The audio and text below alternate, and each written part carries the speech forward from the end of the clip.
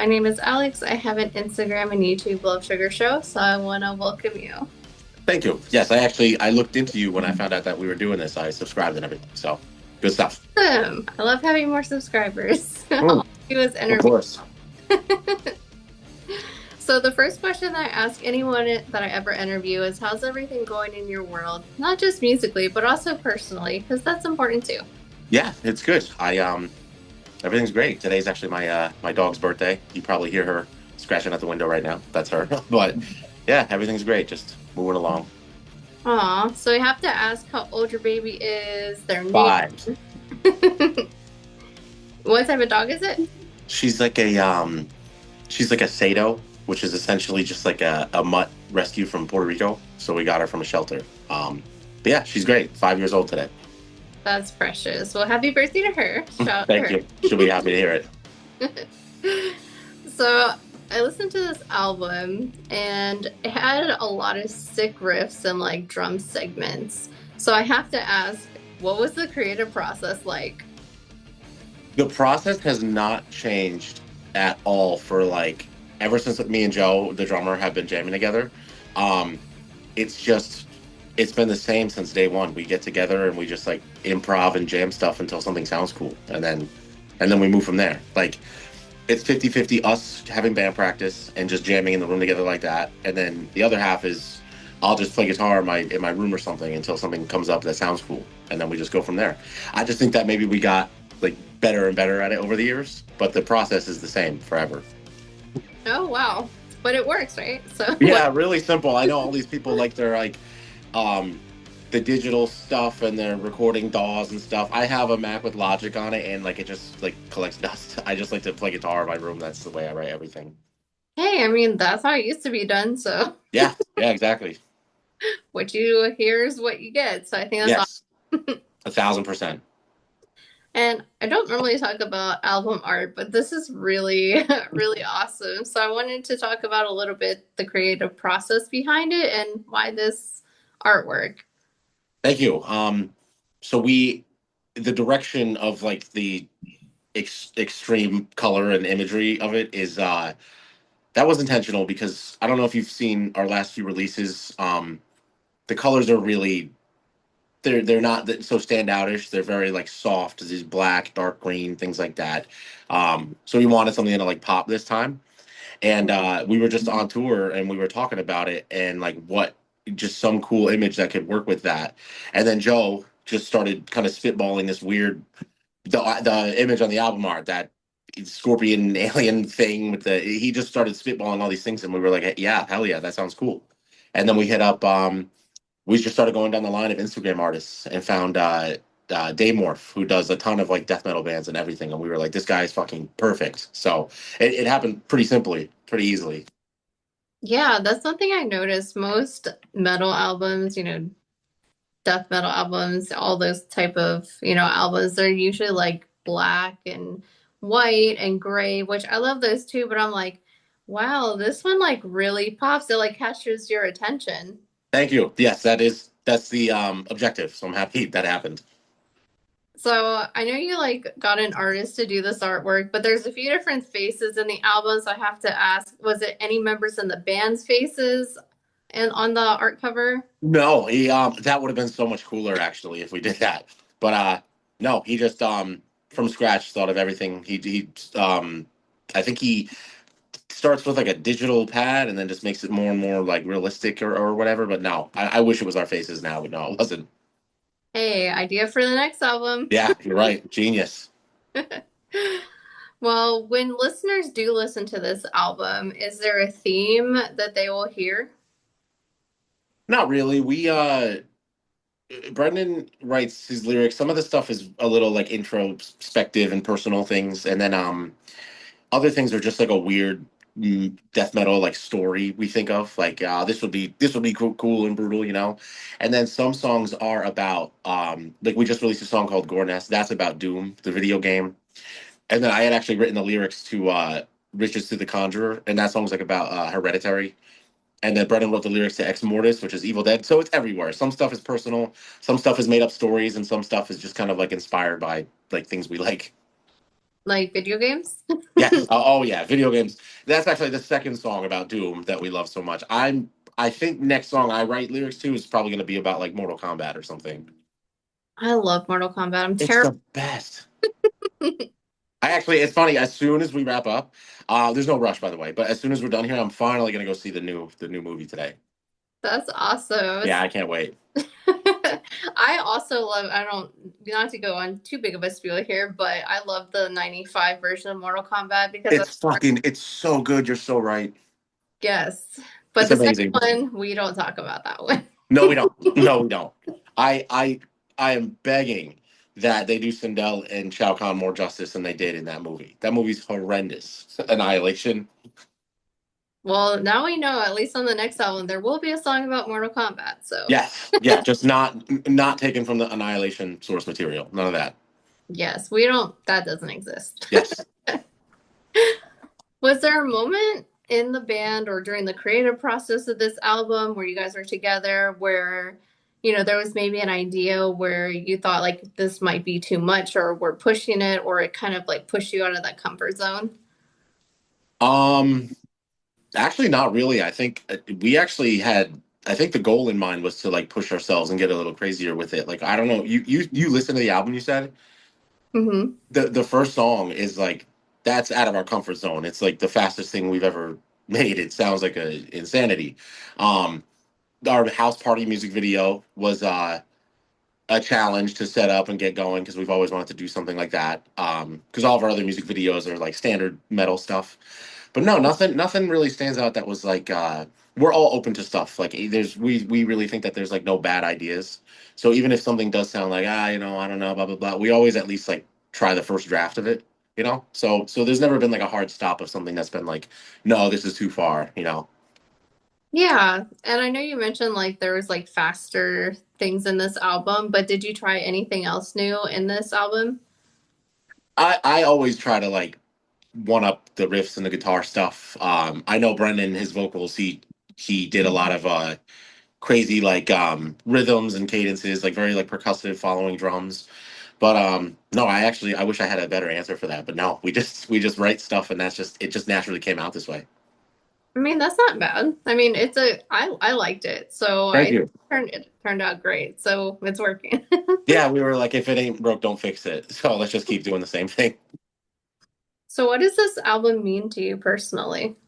I am beyond proud of this one. I think it's like the best all of us have ever been musically. It's the first time in a long time that we've gotten to sit down and like really take our time with a release. Our last few releases before this have had their share of hiccups and everything does, like everything in a band, you have to be prepared for that stuff. But this one we really got to take our time and like make sure everything was in order. And I'm really proud of how it turned out. Like I can't remember the last time I've been this stoked for somebody to hear something from us. Well, that's awesome. Yes. And how long did it take? Like, and what is your typical timeline versus like how long it took for this one? This one took a little longer to make sure everything. So we've made the mistake in the past where we kind of marry release dates before we even have like all of our music videos done. So we'll kind of run out of steam or run out of money or run out of something, and then you'll notice songs that maybe we wanted music videos for, Mhm. uh, we don't have them. You know what I mean? So we actually intentionally took a lot more time. I think we did. I think we recorded these songs. I want to say like 2 years ago. I could be totally wrong, but I know that the process was much longer than normal because we wanted to make sure we got everything right. We have music videos coming out after the album, and we just had to make sure this time that we didn't make the same mistake that we do where we kind of get a little too excited too fast and start making up release dates for things we don't have ready. Yeah, it's definitely important to have material. Yeah.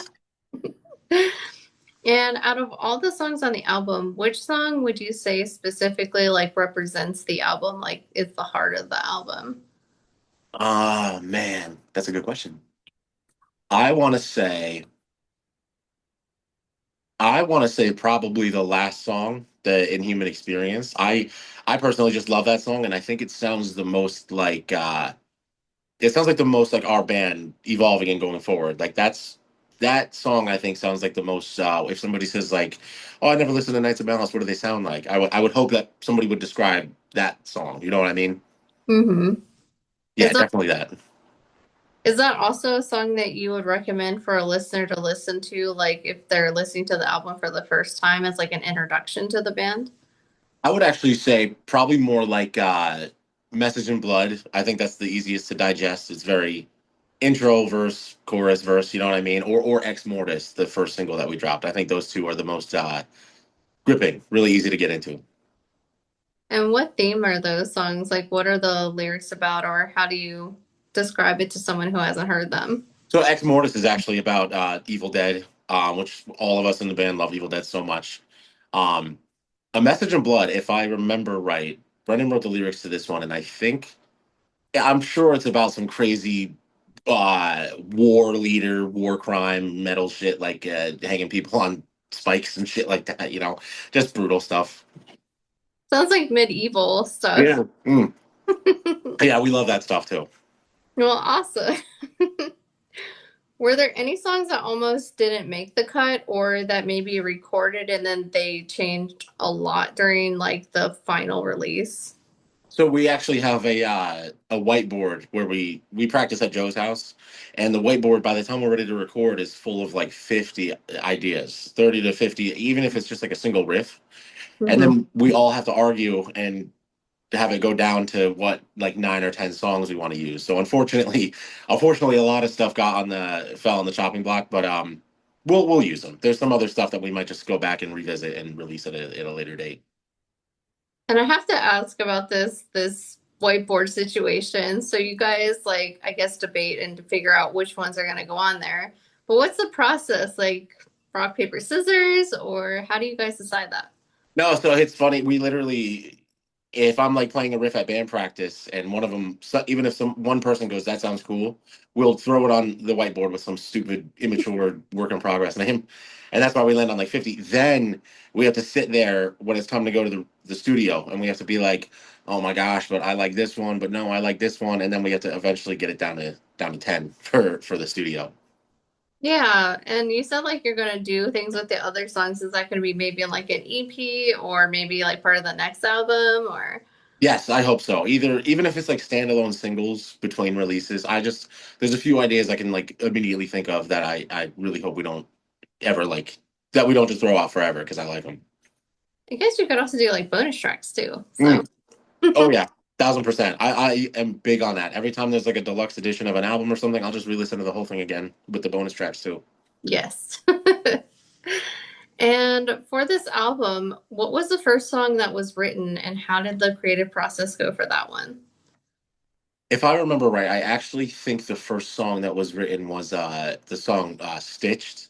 And that's probably I think like the weirdest one on the album because it's very slow and like sluggish. It's probably the most like deathcore kind of like bands like Spite and things like that. It's very different from everything else on the album, but I think it was just one of those things where we just started jamming and like we wanted to write something really heavy and that just came out first. And that we didn't even decide, oh, we have to make an album with this or our new album has to sound like this.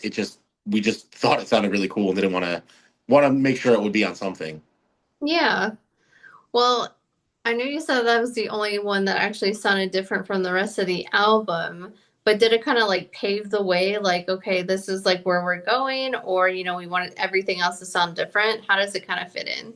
It was kind of like it was definitely like okay, the gears after we're done recording and we're done writing, we have some downtime where we let our brains kind of like take a break from the creative process. That was the one that kind of made us all go like, okay, the gears are moving again. Like now we're all in like writing in the writing mode. I don't think we ended up being like this has to sound like this or everything else has to sound different. We were just like okay, hell yes, like it's time to start writing songs and wherever it goes, whatever sounds cool to us. So there's not really like any sort of pattern. It sounds like it's just like whatever we come up with, that's how. Yeah, yeah. Honestly, like sometimes we're trying to sometimes we'll be like, hey, I'm in the mood. We haven't had a song that sounds like this. Let's have that be the goal. Like something in mind. Let's write something a little bit like let's write something that sounds like Psychroptic, or let's write something that sounds like Carnifex or something like that, like a loose kind of inspiration. But really it's just like it's really basic. Our writing process is just we sit there and jam until something sounds cool.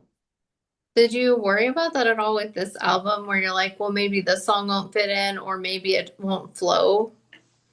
Yeah, I'm I take like the track listing and the pacing of an album like really seriously. I don't know why I'm like addicted to that. And Brendan is too. All of us were kind of in agreement of like the track listing, and we wanted to make sure it would flow right because some of the songs are like a little different.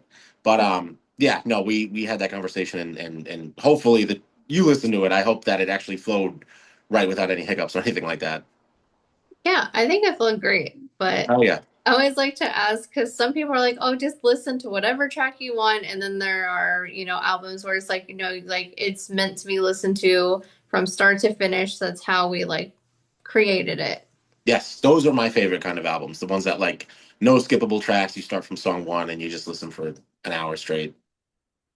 Would you say that that's this one as well? Like it was created in the order it was meant to be listened to, or can people just skip around? People could you could find like whatever song like that song Stitched. If you want to listen to something heavier, you could just put that one on or something like that. But I hope that people listen to it straight through. We all try to keep the songs very like interesting and fast and engaging so people don't like get bored of it. So I hope that people will take the time to listen to it front to back. And what do you think this is like the best time to listen to it? Like, is it good for like, if you're at a walk, if you're like at the gym, if you're driving in your car? That's a good question. I think um if you're driving in your car, yes, but you have to do the speed limit still because I feel like it makes you want to speed. Gym is good. Um, and cleaning. If you want to clean and like fast forward, I would say put this on while you're cleaning the house. Well, I need to clean later, so I'll probably give it another There you listen. go. Yeah, loop it. Well, that's awesome. I'm definitely gonna use it. Hell yeah. So when listeners listen to this album, what emotions do you hope that they take away? Um, so I hope that there's a lot of like melodies with the guitars that I wrote. That I hope that at least just like sing to people, right? Like they can really lock into like just like you can only do so much sometimes. I feel like with how like beautiful or melodic you want to go with music like this, but I don't know. I hope that people just really like lock in and get into a trance of like you said, there's a lot of riffs on the album, and I hope that people enjoy that. And yeah, it's other than that, it's very aggressive, very kind of punchy and aggressive album. So I hope that people just kind of I hope it wakes them up. I don't know about you, but when I'm in a horrible mood, I like listening to aggressive music because it makes me feel better. Oh, same. Yeah, absolutely. It's therapy. Yes. So, do you feel like when you're creating music, like it's like a therapeutic outlet, or do you just see it as like it's a hobby, it's fun? Like, what does it mean to you? I think it's a million percent like a therapeutic kind of outlet. I think that's the thing I'm like the best at by far. It's the thing I can like focus on the most. Like I really lock into like a different headspace when I'm writing riffs and stuff like that. I it's like I'll check the clock and 4 hours go by and I'm like, holy shit, I thought I was sitting here for 30 minutes, But yeah, I it's escape for sure. And was there a song on this album that was like really easy to write? Like it just kind of flowed, it just came together really quickly? I would say Ex Mortis, Gornest. If you listen to Gornest, it probably sounds like that. Like it really is just riff after riff. I would say those two kind of flowed the quickest, and we actually made them singles because of that. We thought that we were just kind of on a roll with them, so we were like, let's. There's clearly easy to grasp onto if they flow this easy writing. So hopefully, let's make these singles. And was that also like the easiest song for you as well? To write, I would say yeah, Gornest, and funnily enough, probably Reject the Hosts because that song is like so fast and techy, but it really is. It's just kind of it's your standard sort of one tempo the whole time. You're in the same melody kind of thing. When you get on a roll and you lock into like the song's mood, I think Mhm. that it starts to like just to kind of dump out of me. Would you say that's like your favorite song, or would you say that's like a different one on the album? I would say my favorite song is the Inhuman Experience. Also, I just there's something about it that I love that song. I think there's like a mood to it. If you ever listened to like Fit for an Autopsy or something like that? I don't think it sounds like that, but I always love how Fit has like a dark like macabre sound to their heavy, and I feel like that song has that. Yeah, I would definitely agree with that for sure. Oh yeah, thank you. So if you had to put this album in like a game or a movie, what would you choose and which game or movie? Oh my gosh, that's such a good question. Uh, I know there's so many good ones. yeah, they are. Shit. I would have this movie, or I'm sorry, I would have any, probably some sort of like over the top kind of like okay, if they make another John Wick movie, I would want him to like go to a metal show like how Ace Ventura did, but start a shootout, and it would be our band, like that music playing while John Wick's killing people. Um, and then yeah, I guess for a video game, shit, maybe we said Mortal Kombat earlier, but I don't know how that would fit in Mortal Kombat. Um, Metal show. I don't know. Say that again. They go to a metal show in the movie. I don't know why. Johnny Cage goes to a metal show in his stupid fake movie. That's okay. Yeah, Johnny Cage will be playing us at his house or something. Or maybe Johnny Cage gets into a fight and that's his fight song. I would love that. That's perfect. There you go. All right, yeah. So John Wick and Mortal Kombat. Well, awesome. I have just one last question here for you. Is there anything you'd like to say to longtime fans, anyone like interested in listening to this album, or just anything in general that you'd like to say to your fans? Um, to all the day ones, just thank you guys for supporting us. It means the world. We're very slowly but surely building a fan base up, and we have diehard fans finally, and it feels great. And I hope that they hear the musical improvements from this album. If you listen to our stuff chronologically, I think they'll hear how serious this one is. Well, that's awesome. Like I said, the album cover's behind me. I listened to this album, definitely approve it. You guys do have to wait a little bit until it comes out, as it doesn't release until the 4th. So sorry that you have to wait a little bit. Yeah, you got the insider scoop. You got the you got the what was that? Like the journalist preview. Yes, which by the way, I love that part because I get to listen to a lot of different metal and I discover so many bands. That's so sick. I have one question for you actually before you go. Who's your favorite Mortal Kombat character? Oh man, I had to be basic, but I love Liu Kang. I fell in love. Oh, okay. He's the goat. He's amazing. But I'll let you let the listeners, I'll let you introduce the album when it comes out, where they can get it and where they can keep up with you. Yes, CHAOS EXORDIUM by Knights of Malice out June 4th. We're on all the socials, Spotify. We're actually going on tour June 4th.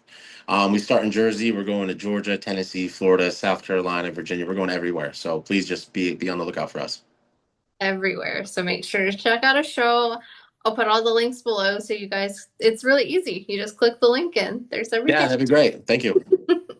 Well, thank you so much for taking your time for doing this interview. Yes, of course. Thank you for having me.